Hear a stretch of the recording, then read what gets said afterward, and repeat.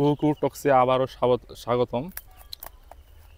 আরেকটা বিষয় নিয়ে আমরা একটু আলোচনা এবং পর্যালোচনা করতে চাই, সেটা হচ্ছে বিভিন্ন সময়ে এক একটা বিপ্লব ঘটেছে দুনিয়াতে। শিল্প বিপ্লব ছিল একটা সময়, চাকা বিপ্লব শুরু একটা সময়, চক্র বিপ্লব। এখন আমাদের দেশে হচ্ছে ফুড বিপ্লব, মানে ফুড ব্লগিং। এই যে যে দিয়াবাড়ি নামে একটা জায়গা আসছে, এখানে অনেকগুলো দোকান, এখানে সবগুলো হচ্ছে খাবারের দোকান। অন্য কোনো দোকান কিন্তু থাকতে পারতো। আমাদের দেশে এখন বিশেষ করে রেস্টুরেন্টের বিজনেসটা মারাত্মক, মানে প্রকট আকার ধারণ করছে।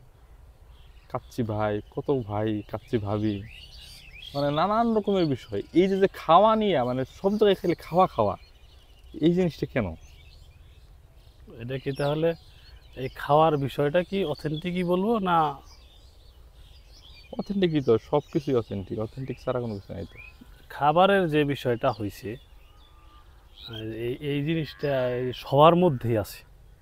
মানে আমরা যারা বিশেষ করে এই ভারত, বাংলাদেশ, পাকিস্তানের মানুষ, আমরা খুব খাই। হ্যাঁ, এত খাওয়া খাই মানে কল্পনাতীত।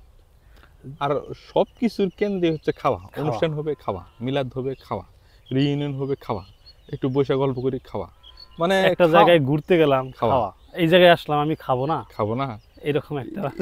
এই জিনিসটা কেন? আবার মেহমান বাড়িতে গেছে, খাবার দেয় নাই, এই যে গেলাম, খাবারও দিল না। আর খাবারের মান সম্মত না হলে এইটা কি দিল?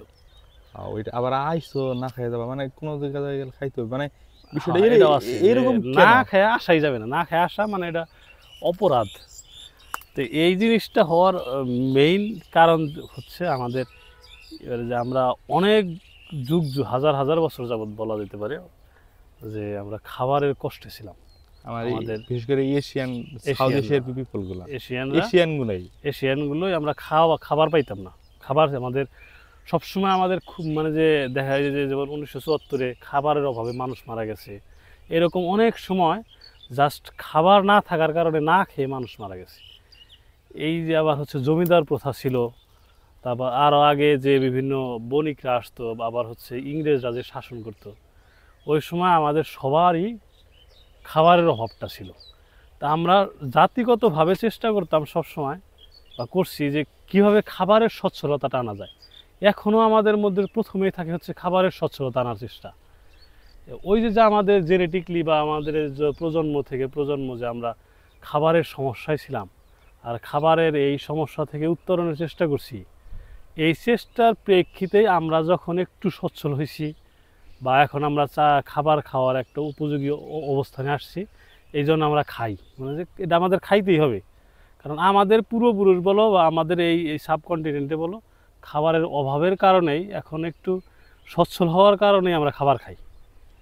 আমরা যে মানুষ যে জিনিসটা তাড়িয়ে বেড়ায়, যে সমস্যাটা সে সারা জীবন মানে যে সমস্যার মধ্যে ছিল, যে সমস্যার মধ্যে সবথেকে বেশি সাফার করছে যে প্রবলেমের কারণে, হ্যাঁ, যে সাফারটা ওই মানে না খেয়ে থাকার সাফারটা এখন আমাদের মধ্যে আমরা ওইটা আর করতেই চাই না, বা ওইটা আমার ওই হিস্ট্রিটা ভুলে থাকার জন্য, বা আমরা খাবারের প্রতি যে এক্সট্রা আমাদের ছিল, ইচ্ছা ছিল, না পাওয়ার ইচ্ছা, এই ইচ্ছার কারণে আমরা সব জায়গায় খাবার খাই, তাছাড়া আর কোনো কারণ না। নৃতাত্ত্বিকভাবে যদি আমরা চিন্তা করি তাহলে হচ্ছে এই আরও একটা বিষয় কিন্তু আছে এখানে, সেটা হচ্ছে আমরা কিন্তু অধিক পরিমাণে খাই।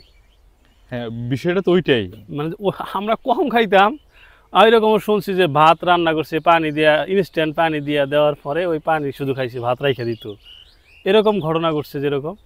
এরকম মানে আমরা পরিমাণেও বেশি খাই, কম খাই না, যতটুকু ধরে যতক্ষণ খাইতে পারি এরকম। আর হচ্ছে খাওয়া শেষ আবার খাই।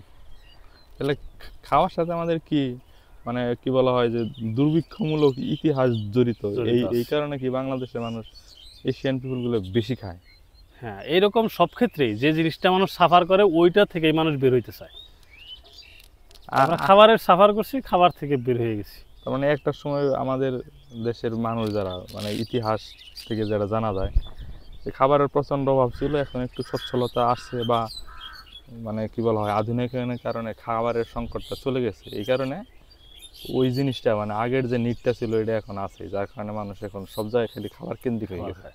এক সময় আবার এটা থাকবে না, যখন মানুষ খাবারটা আমাদের পরের জেনারেশনের খাবারের প্রতি কিন্তু আবার আগ্রহ কম। এখন যারা ছোট মানুষ তাদের আবার এই এত মানে এত পরিমাণে বেশি খায় না, কম কম খায়। তো এটা এক সময় আবার থাকবে না। এই হলো তাহলে খাওয়ার রহস্য। মানে বেশি খাওয়া এবং সব সময় খাওয়া বেশি কেন্দ্রিক খাওয়া না, সমাজ, মানে খাওয়া কেন্দ্রিক সমাজ ব্যবস্থার সমাজ এই রহস্য। ব্যবস্থার এই রহস্য। ভালো বলছো।